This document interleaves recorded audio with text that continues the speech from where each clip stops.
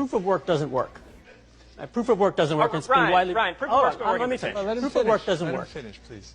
And in the early days of Bitcoin, there was a whole group of developers that broke off to create other assets, XRP being one of them, that doesn't use mining, that's cheaper from an energy perspective than Visa, and already scales to 1,500 transactions a second. A lot of these problems have already been solved. The challenge for adoption comes back to policy. The policy uncertainty around some of the assets has limited adoption, particularly here in the US. And I'm speaking from Ripple and XRP because we use that asset because it's a half a cent per payment.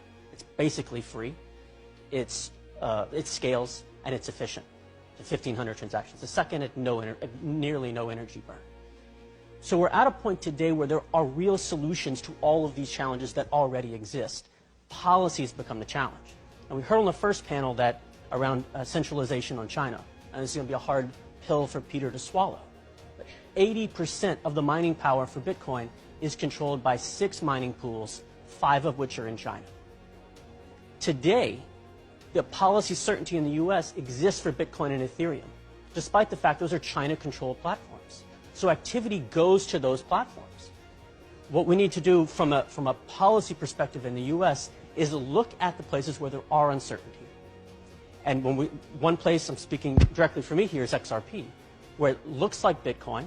It's decentralized, it's open source. We have 7% of the validation power on that, rather small in there.